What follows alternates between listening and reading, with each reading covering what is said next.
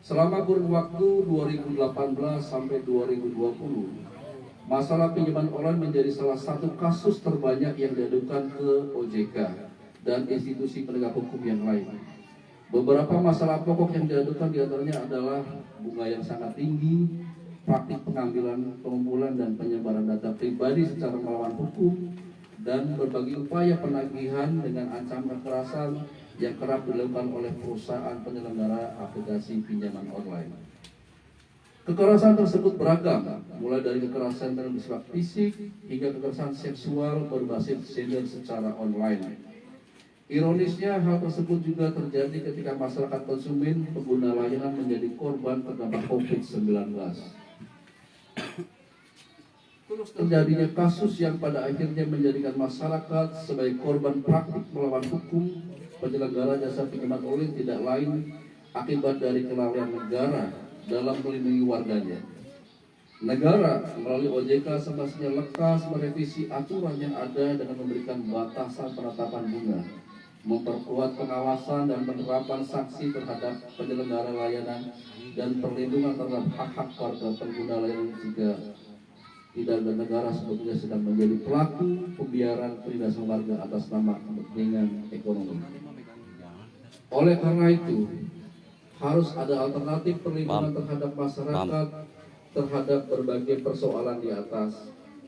Terbatasnya akses bantuan hukum bagi masyarakat marginal dan masih minimnya peran negara dalam perlindungan hak warganya, mahasiswa-mahasiswi STI IBLAN melalui praktek pengabdian kepada masyarakat ini berharap masyarakat lebih memahami resiko penggunaan pinjaman online dan berhati-hati dalam memanfaatkan layanan pinjaman online, serta secara aktif dapat melakukan langkah advokasi secara mandiri untuk menghadapi persoalan hukum yang timbul dari praktek layanan pinjaman online yang melawan hukum. Baik, bapak-bapak semua, mohon izin tadi saya lupa yang memperkenalkan satu-satu dari teman-teman kami mahasiswa. Karena mungkin mic-nya satu, biar saya yang memperkenalkan diri saja ya. Karena ada pepatah, tidak kenal maka tak sayang, seperti itu. Baik, saya sendiri Yohandi, saya dari STI IBLAN. Saya sekarang di semester 7. Terus selain saya sebagai mahasiswa, saya juga sebagai karyawan swasta, Pak. Jadi kami ini adalah mahasiswa senior. Jadi kalau misalnya bapak-bapak bertanya, kok mahasiswa tapi kayaknya umurnya 17 tahun gitu ya. Saya merasa seperti itu soalnya, Pak. Walaupun kadang-kala saya melihat di belakang saya cucu saya udah 2, Pak. Tapi saya masih semangat untuk belajar.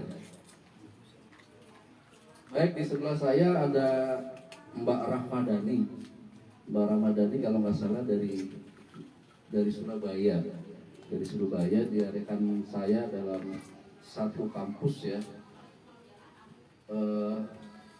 Terus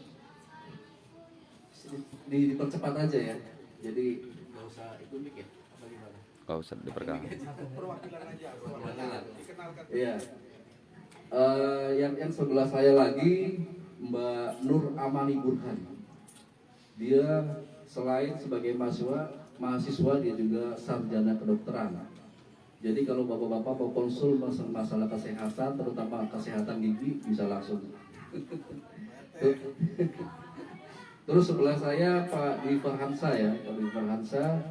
Saya kurang begitu tahu banyak masalah biografinya, yang pasti mahasiswa.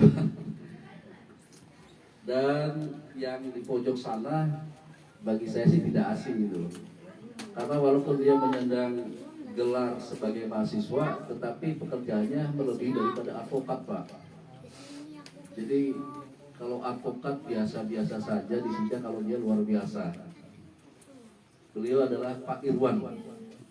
Sekarang dia bekerja dan bergabung di LBH Arif Sasoko ya Pak Irwan ya. Iya. Oke, selanjutnya Pak Imam Aprizal. Selain mahasiswa, dia adalah sebagai aparat PNS ya di Polisi Pamung Praja ya Pak ya. Pol PP, Polisi Pamong Praja. Di mana tuh Pak Irman? Di Depok ya, bukan di Sumatera ya. Terus yang satunya Pak Muhammad Rizal. Muhammad Rizal juga selain mahasiswa, dia sebagai dari Dinas Perhubungan ya, sebagai pegawai di Dinas Perhubungan. Jadi kami ini dari macam-macam latar belakang Bapak Ibu. Baik, tadi pemaparan masalah pinjaman online yang menurut kami ngambil tema itu memang sedang viral di masyarakat. Tentunya saya pribadi, kalau saya bisa bicara bahwa pengalaman pribadi, saya juga mengalami hal tersebut. Dan mengalami juga bahwa data saya juga disebar, pernah. Dan saya juga mengalami juga penagihan yang memang kalau saya dengar itu kurang etis didengar. Dan dalam sosialisasi ini, mohon izin Bapak-Bapak, bukan kami menggurui, karena kami cukup tertakar lah kemampuan kami karena kami mahasiswa. Makanya dalam hal ini kami menggandeng pembicara Pak Al-Ustadz Bagus Andi Maulana Yusuf dan Pak Sucipto sebagai membackup kami. Apabila dalam pemaparan kami mungkin kurang begitu memadai, dan kalau misalnya ada pertanyaan-pertanyaan yang mungkin tidak bisa dijawab oleh kami, maka beliau-beliau yang akan memberikan jawaban yang memuaskan Bapak-Bapak semua. Mungkin dari kami masalah pinjol yang tadi saya paparkan sampai di sini. Mungkin nanti kalau ada pertanyaan dan lain sebagainya. Untuk selanjutnya nanti akan ada dari narasumber dan pembicara dari Bapak Advokat Sucipto, Sarjana Hukum dan Magister Hukum, yang akan memberikan paparan masalah advokasi lembaga bantuan hukum. Mungkin ini akan lebih menarik karena lebih ke teknis ya.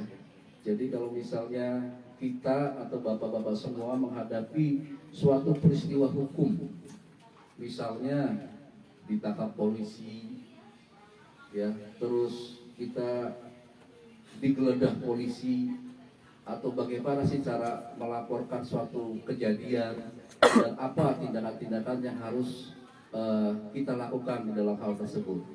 Untuk itu mengenai paparan ini saya serahkan ke Pak Sucipto. Waktu dan tempat silakan Pak.